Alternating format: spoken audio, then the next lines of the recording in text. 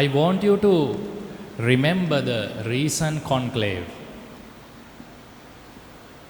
When Pope Francis died, we were all mourning. Some Catholics, some non-Catholics, because he was doing good and he was so compassionate and he was following the council, what council asked, council of the Second Vatican Council. So we were appreciating his work, but the media, they had a different focus. They were speculating who will be the next, who will take the leadership of the church and what will happen to our church.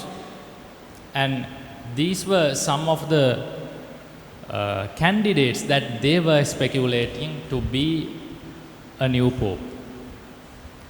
And they were giving the characteristics and the lifestyle of these cardinals, and the day of conclave began.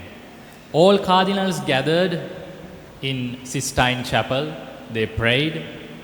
Days after, Habemus Papa, a new pope came. But to everyone's surprise, these speculations were wrong. There was a cardinal, of course, but he was not so top in their list. The world was given Pope Leo XIV. Sometimes we see God acts in a different way than we expect. God's ways are not our ways. So, when we look at the gospel today, we see a similar kind of incident where people were complaining, they were giving excuses, telling that we know you, Lord, why we are outside. Their excuses were somewhat valid. They were saying, we ate with you, we drank with you, we were in your synagogues, you smiled at us, we were your fans, please open the door.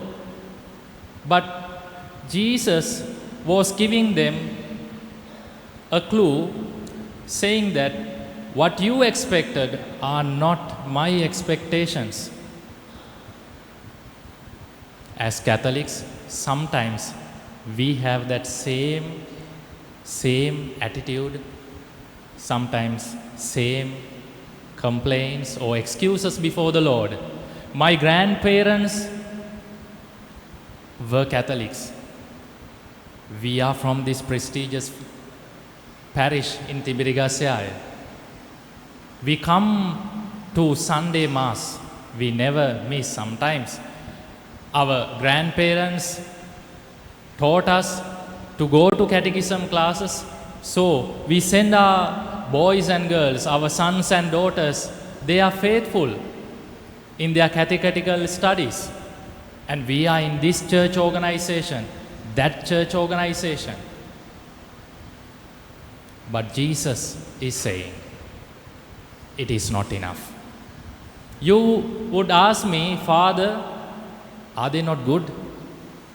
Then what is the role of us coming here? Of course they are good. They are needed. These rituals, these good actions, this disciplining of your children and broughting up children are very, very good. They are stepping stones, but they are not enough. If we examine our own conscience and see, we can hear the Lord's voice. If we ask ourselves, where is my relationship with Jesus?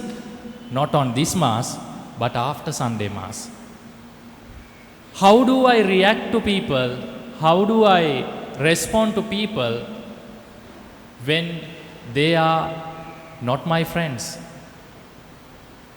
And how do I live my family life when I go back from this Mass? How do I treat my family members? And especially, how do I treat the poor, the abandoned? How do I appreciate and treat the gift of God, the nature? These are some of the things, some of the areas we need to really examine ourselves so that we may not knock in at the door, but we may be in. That's why some of the biblical scholars used to say, it is not the good or the bad that matters to God, it is the mercy. We cannot be in that judgment seat carrying our good and bad. It is the work of God. So this is a very good Sunday morning, to examine our conscience and see, where are we? Are we His Sunday fans?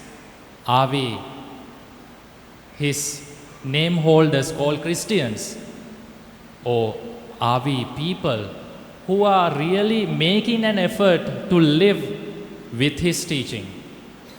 Are we a congregation who lives the love and mercy of God?